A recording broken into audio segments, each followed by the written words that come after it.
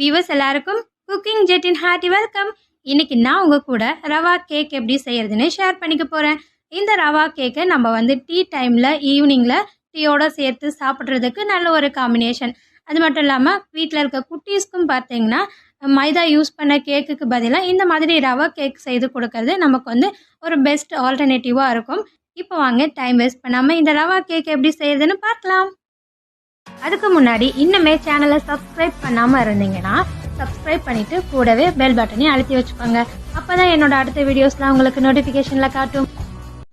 Cake செய்கிறதுக்கு first நம்ம குக்கரை ப்ரீ ஹீட் பண்ணிக்கணும். அதுக்கு குக்கரை ரெடி பண்ணுறதுக்கு குக்கரில் ஒரு கப்புலேருந்து 1.5 கப் அளவுக்கு உப்பு சேர்த்துட்டு அந்த உப்பு குக்கரில் நல்லா ஈவனாக பரவுற மாதிரி பரவி விட்டுடணும். அடுத்தது அதுக்குள்ளே ஒரு ஸ்டாண்ட் வச்சுக்கணும். அடுத்து நம்ம குக்கர் மூடி போடும்போது பார்த்திங்கன்னா அதில் விசில் போடக்கூடாது. அதுக்கடுத்து இந்த குக்கர் டயர் இருக்கு இல்லையா, அதையும் யூஸ் பண்ணக்கூடாது. இது ரெண்டுமே போடாமல் தான் குக்கரை மூடி போடணும். மீடியம் அனலில் 15 நிமிஷத்துக்கு இதை சூடு பண்ணிக்கணும். இப்போ இந்த குக்கர் இங்கே சூடாகிட்டு இருக்கட்டும். இந்த குக்கர் சூடாகிறதுக்குள்ளே நம்ம கேக் மாவை ரெடி பண்ணிக்கிறலாம். ரவை கேக் செய்கிறதுக்கு நான் இன்றைக்கி 1 கப்பு ரவை எடுத்துருக்கிறேன். இப்போ இந்த ரவையை நம்ம அரைச்சிக்கணும். அதுக்கு நான் இதை மிக்ஸி ஜாரில் சேர்த்துக்கிறேன். ரவையை எதுக்காக நம்ம அரைக்கணும்னு கேட்டிங்கன்னா, நம்ம அப்படியே சேர்த்து செய்தோம்னா கேக் செய்ததுக்கு அப்புறமா நம்ம கட் பண்ணி பார்க்கும்போது மாவில் செய்த மாதிரி கேக்கோட ஸ்ட்ரக்சர் இருக்காது. அதுக்காக தான் நம்ம ரவையை அரைச்சிக்கணும். இப்போ இந்த ரவையை நான் ஒரு பவுலுக்கு மாற்றிக்கிறேன். பொடி பண்ணி இந்த ரவை இருக்கட்டும், இதை எடுத்து வச்சிடலாம். அடுத்தது நான் 1 கப்பு ரவைக்கு 3/4 கப் அளவுக்கு சர்க்கரை எடுத்துருக்கிறேன். இப்போ இந்த சர்க்கரையும் பொடி பண்ணிக்கணும். அதுக்கு நான் ஏற்கனவே ரவை அரைச்சேன் இல்லையா, அதே மிக்சியில் சர்க்கரையும் சேர்த்துட்டு பொடி பண்ணிக்கிறேன். இப்போ இந்த பொடி பண்ண சர்க்கரை இருக்கட்டும், இதையும் நம்ம எடுத்து வச்சிடலாம். அடுத்தது கேக் டின்னு ரெடி பண்ணிக்கணும். அதுக்கு கேக் டின்னில் கொஞ்சம் போல் எண்ணெய் சேர்த்துட்டு இந்த டின்னு ஃபுல்லாக நல்லா அந்த எண்ணெய் பரவுற மாதிரி தடவி விட்டுக்கணும். இப்போ இதில் நான் பட்டர் ஷீட் போட்டுக்கிறேன். பட்டர் ஷீட் இல்லைன்னா நம்ம இந்த எண்ணெய் தடவுனதுக்கு அப்புறமா கோதுமை மாவு அப்படி இல்லைன்னா மைதா மாவு ஏதாவது மாவு நல்லா பரவுற மாதிரி போட்டுட்டு நீங்கள் தட்டினீங்கன்னா மாவு எல்லாமே உதிர்ந்து நல்லா ஒரு டஸ்ட் படிஞ்ச மாதிரி வந்துடும். அது மாதிரி ரெடி பண்ணிக்கோங்க. இது கம்பல்சரி பண்ணிக்கணும். அப்போ தான் நம்ம கேக் வேக வச்சதுக்கு அப்புறமா அது எடுக்கிறதுக்கு ஈஸியாக இருக்கும். இப்போது கேக் டின் ரெடி ஆகிடுச்சு. இப்போ இதை எடுத்து வச்சிடலாம். அடுத்தது கேக் மாவு ரெடி பண்ணுறதுக்கு 1/2 கப் அளவுக்கு தயிர் சேர்த்துக்கிறேன். நான் இன்றைக்கி முட்டை சேர்க்காமல் செய்கிறதுனால தயிர் சேர்த்துருக்கிறேன். முட்டை சேர்க்கிறதா இருந்தால் தயிருக்கு பதில் முட்டை சேர்த்துக்கங்க. அடுத்தது இதில் 1/4 கப் அளவுக்கு எண்ணெய் சேர்த்துக்கணும். எண்ணெய் எந்த ஒரு ஃப்ளேவரும் இல்லாத எண்ணெயாக இருக்கணும். அதனால் ரீஃபண்ட் ஆயில் சேர்த்துக்கங்க. கூடவே 1/2 கப் அளவு பால், அடுத்தது 3 டேபிள் ஸ்பூன் அளவுக்கு பால் சேர்த்துக்கணும். இது இந்த கேக் செய்கிறதுக்கான சரியான அளவாக இருக்கும். அதனால் இந்த அளவுக்கு பால் சேர்த்துட்டு இதை நல்லா மிக்ஸ் பண்ணி விட்டுக்கணும். இதை நல்லா மிக்ஸ் பண்ணி விட்டதுக்கு அப்புறமா ஒரு ஜன்னி வச்சுட்டு அதில் நம்ம ஏற்கனவே பொடி பண்ணி வச்சுருக்கோம் இல்லையா ரவை, அதை சேர்த்துக்கணும். கூடவே 1 டீஸ்பூன் அளவுக்கு பேக்கிங் பவுடர் சேர்த்துக்கணும். அடுத்து இது கூட 1/2 டீஸ்பூன் அளவுக்கு பேக்கிங் சோடா சேர்த்துக்கணும்.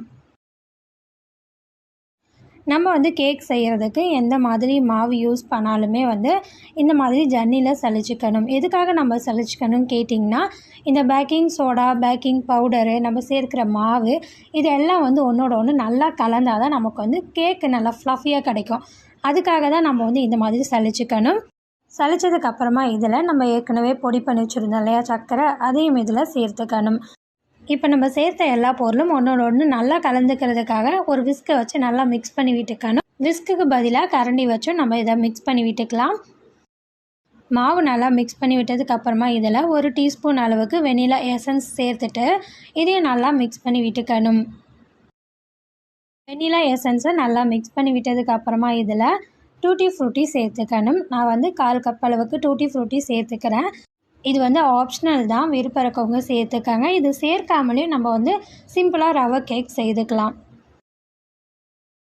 இந்த டூட்டி ஃப்ரூட்டியை நம்ம நல்லா மிக்ஸ் பண்ணி விட்டுக்கணும். மிக்ஸ் பண்ணி விட்டதுக்கு அப்புறமா இதை நம்ம ஏற்கனவே கேக் டின் ரெடி பண்ணி வச்சுருக்கோம் இல்லையா, அதில் இந்த கேக் மாவை சேர்த்துக்கணும். மாவில் பபிள்ஸ் ஏதாவது ஃபார்ம் ஆகிருக்கும். அதனால் கேக் டின்னை இந்த மாதிரி லைட்டாக தட்டிக்கிட்டோம்னா அது சரியாயிடும். இப்போ இந்த கேக் டின் எடுத்து நம்ம ஏற்கனவே ப்ரீ ஹீட் பண்ணுறதுக்கு வச்சுருந்தோம் இல்லையா, அந்த குக்கரில் எடுத்து வச்சிடணும். குக்கருக்கு மூடி போட்டு 40லேருந்து 45 நிமிஷத்துக்கு பாயில் பண்ணிக்கணும்.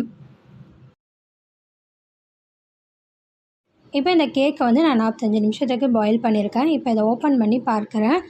கேக் பார்த்திங்கன்னா நல்லா சூப்பராக வெந்து வந்திருக்கு.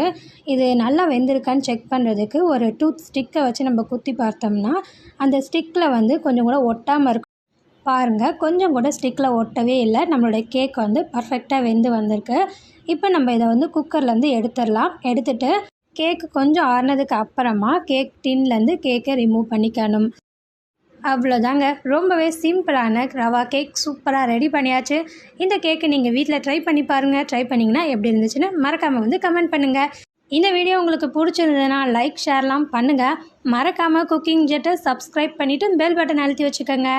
இந்த வீடியோ பார்த்ததுக்கு நன்றி. அடுத்த வீடியோவில் பார்க்கலாம். பாய் பாய்.